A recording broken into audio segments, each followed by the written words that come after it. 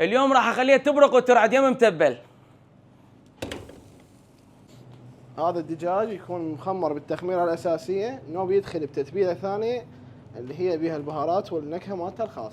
وبعد ننزلها على الفحم وننتظرها من 10 إلى 15 دقيقة.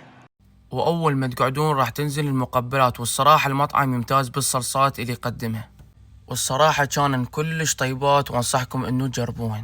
وهسه نزلت الطلبات وحاير بشنو ابدي.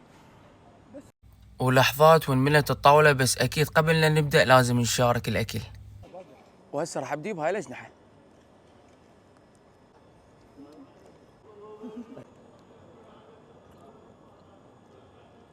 الصراحة طعم الاكل مخيف، وهذا الدجاج بالسماق يفوتكم.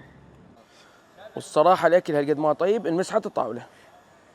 وهذا هو المنيو الخاص بهم، واكيد موجود عندهم توصيل.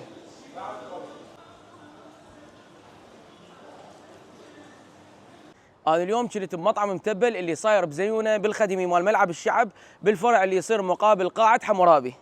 والصراحة المطعم اسعاره كلش مناسبة والاكل مالته كلش طيب.